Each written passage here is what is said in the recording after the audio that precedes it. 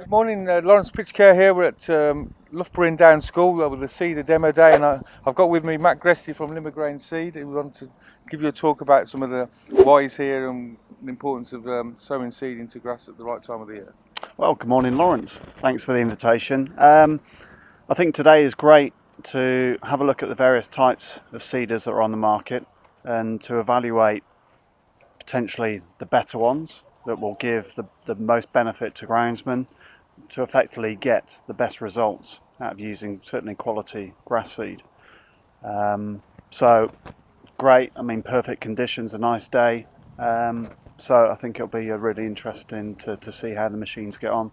And also, it depends on what terrain they're putting the seeders over, isn't it? Whether it's Yeah, fine turf or the sports fields here are a typical school type sports field that have taken a lot of use over the winter, that are thinned out, that would be normally renovated this time of year. So it's a very good situation, a good site to give everything a fair test. So what seeding rates would you be advising to? Well, you're looking at sort of 15 to 30 grams a square metre for perennial ryegrass. So you really want to be using 100% perennial ryegrass mixtures. Perennial ryegrasses are obviously the most wear tolerant, have the best recovery, will give the best playing surface for winter sports over the new season. So what Limagrain products would you recommend for each sport? Certainly winter sports, and if you've got fields that are being used also for cricket outfields, so they're doubling up. MM60, 4 varieties, tried and tested, used at many Premier League grounds, so very much at the top level, but will do a fantastic job at the next level down, school sites, etc. So really MM60 is our preferred mixture for very much at the top. Right, and what about cricket squares? Cricket squares, variation MM50, 3 or 4 varieties, 100% ryegrass. I think all cricket groundsmen should be using 100% ryegrass on their cricket squares for very much the same reasons. The ryegrasses for cricket have improved so much in the last 5 to 10 years that the performance is second to none compared to the old traditional sort of bent fescues. Yeah. And what about any other sports like bowls or anything like that?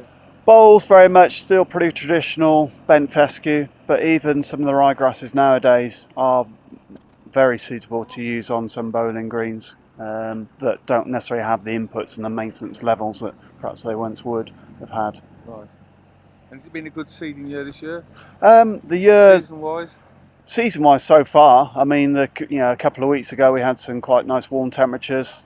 Hopefully the soil's warming up a little bit now, so germination rate should be good. Certainly plenty of moisture left in the soil after the winter, so it's pretty much ideal conditions right now, providing it doesn't go too cold, which obviously it can do and what it has done in previous years. And it was the same we said for wildflower seed mixes. Is it important to choose the right? Wildflower mixtures is something a bit different. Obviously you've got perennials, annual mixtures, but certainly spring sowing for the annuals to really get that big show of colour is ideal now till the end of May really.